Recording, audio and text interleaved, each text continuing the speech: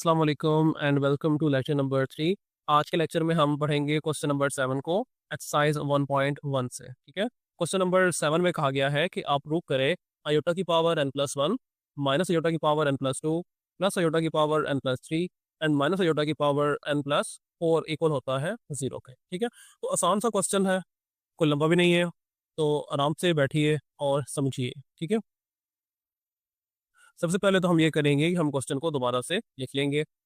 आ जाएगा आयोटा की power n+1 minus iota की पावर n+2 प्लस आयोटा की पावर n+3 माइनस आयोटा की पावर n+4।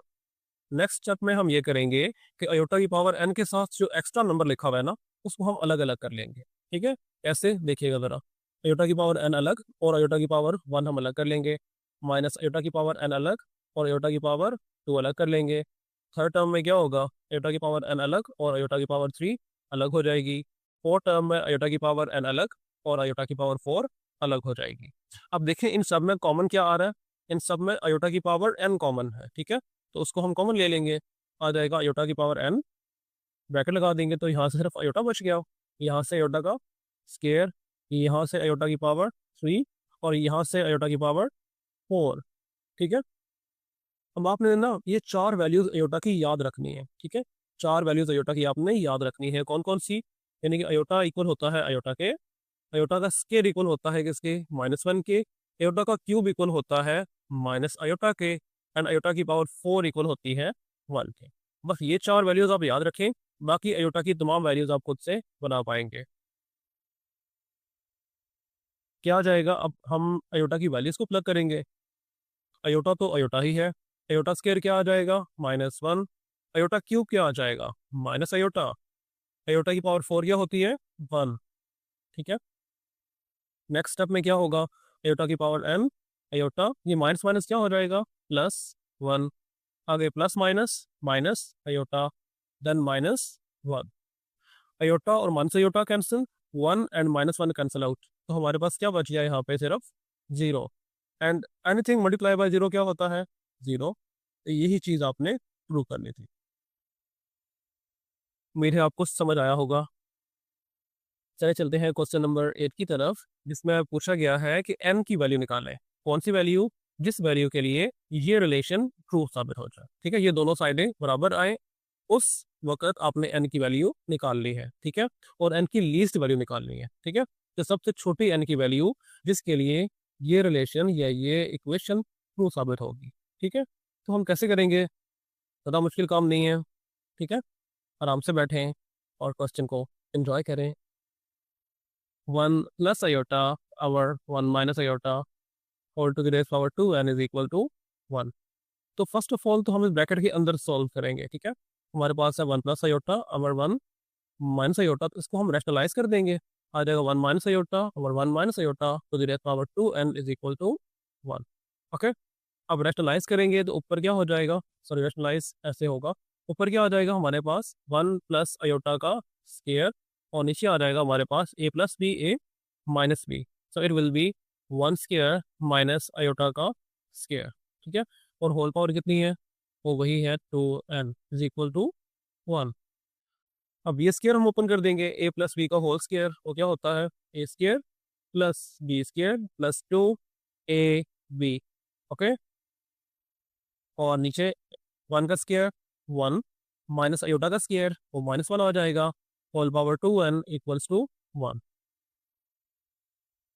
अगले स्टेप में हम क्या करेंगे, देखिए अयोटा स्केयर की वैल्यू क्या होती है, -1 होती है, तो वो लगा देंगे, आ जाएगा 1 minus 1 plus 2 iota divided by क्या आएगा, 1 माइनस माइनस प्लस 1, ये माइनस माइनस क्या हो जाएगा, प्लस हो जाएगा, और नेक्स्ट 1 आ जाएगा। ठीक है, power 2n equals to 1। Next क्या होगा, 1 और -1 कैंसिल आउट, तो क्या बच गया, सिर्फ 2 आयोटा डिवाइडेड बाय 1 प्लस 1 क्या होता है, 2, पावर 2n इक्वल्स टू 1। ठीक है, अब 2 और 2 भी कैंसिल, तो आयोटा की पावर क्या आ गई हमारे पास, 2n इक्वल्स टू 1।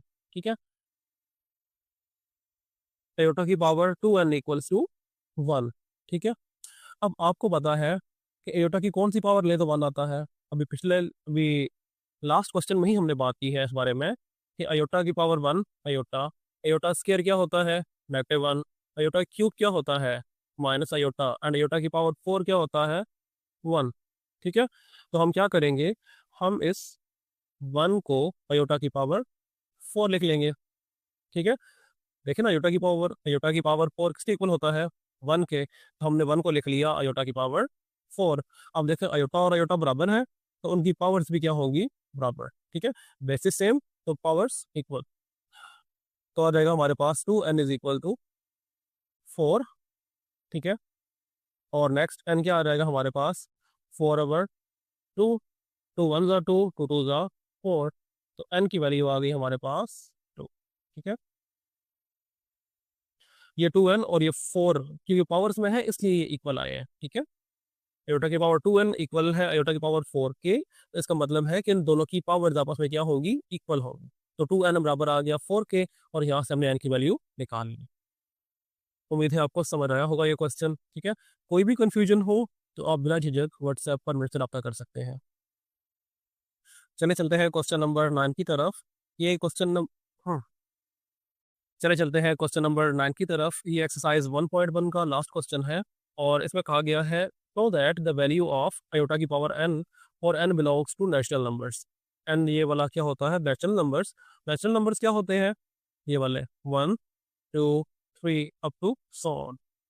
n है कोई नेचुरल नंबर, ठीक है, and n is greater than 4, यानी कि ये 4 से बड़ा है, 5 6 7 8 कुछ भी हो सकता है। ठीक है, इस अयोटा की पावर r, क्या कह रहे हैं वो, कि अयोटा की पावर n जो है ना वो इक्वल होता है अयोटा की पावर r के। ठीक है, अब r क्या है, r ये है कि where r is the remainder when n is divided by 4। ठीक है, जब भी आप n को 4 से डिवाइड करवाएंगे तो जो रिमाइंडर आएगा उसको हम r कहेंगे। ठीक है, फॉर एग्जांपल हम समझ लेते हैं इसको एक एग्जांपल से। फॉर एग्जांपल n हमारे पास है 6, अयोटा की पावर 6। ठीक है, अब इसकी वैल्यू तो हमें नहीं पता, हम इसकी वैल्यू कैसे निकालेंगे, हम 6 को डिवाइड करवाएंगे 4 से, तो क्या आ जाएगा 4 1 ज़ा 4, तो क्या आ गया हमारे पास रिमाइंडर 2 आ गया। ठीक है, तो अयोटा की पावर 6 इक्वल होगा अयोटा की पावर 2 के, ये हमने प्रूव करना है। ठीक है, कि जब भी आप कि जब भी आपके पास अयोटा की पावर जो है वो 4 से बड़ी होगी, तो हम क्या करेंगे, हम उस बड़ी पावर को 4 से डिवाइड करवाएंगे, और जो रिमाइंडर होगा सिर्फ वो हमारा आंसर होगा। ठीक है, तो चलें, let's try to prove this theorem, ताकि आपको समझ आए कि थ्योरम कैसे प्रूव करते हैं। तो फर्स्ट ऑफ ऑल हम क्या करते हैं, हम सपोज करते हैं, suppose n is greater than 4। ठीक है, अगर n 4 से ग्रेटर है तो हम n को इस तरह लिख सकते हैं, n is equal to 4q plus r। ठीक है, क्यों लिख सकते हैं, फॉर एग्जाम्पल अगर n हमारे पास है 5, तो हम इसको 4 से डिवाइड करवा सकते हैं, 4 1 ज़ा 4, तो आ गया हमारे पास क्या 1।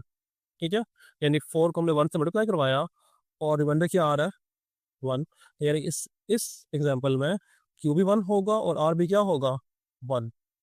ठीक है, बात समझ आ रही है आपको, तो 4 से बड़ा कोई भी नंबर है हम उसको 4 से डिवाइड करवा सकते हैं, और हम उसको इस फॉर्म में लिख सकते हैं 4q plus r, where q क्या होगा हमारे पास क्वोशंट, और r क्या होगा हमारे पास रिमाइंडर। ठीक है, वेयर q इज क्वोशंट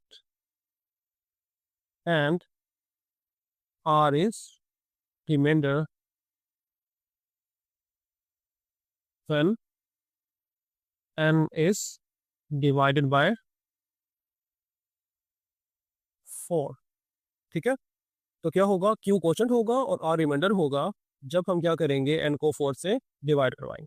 ठीक है, अब नेक्स्ट हम क्या करेंगे, n हमारे पास इक्वल आ गया किसके, 4q प्लस r के, तो हम इसको लिख सकते हैं अयोटा की power n is equal to aorta की पावर 4q प्लस r। ठीक है, यानी n और n की वैल्यू लगा दी साइड पे। नेक्स्ट हम इसको इस तरह लिख सकते हैं, अयोटा की पावर 4, ठीक है, q और अयोटा की पावर r, अयोटा की पावर 4q अलग कर ली, और अयोटा की पावर r को हमने अलग कर लिया। ठीक है, मजीद हम ये कर सकते हैं कि अयोटा की पावर 4 और इसकी होल पावर क्या हो जाएगी q, एंड देन अयोटा की पावर r। ठीक है, एयोटा की पावर 4 किसके इक्वल होता है? जी हमें पता है 1 होता है ना, 1 लिख लिया। 1 की पावर q एंड 1 की एयोटा की पावर r। तो 1 की जो मर्जी पावर लें, 1 हमेशा 1 ही रहता है। एयोटा की पावर r आ गई, तो प्रूफ हो गया एयोटा की power n is equal to iota की पावर r। प्रूफ।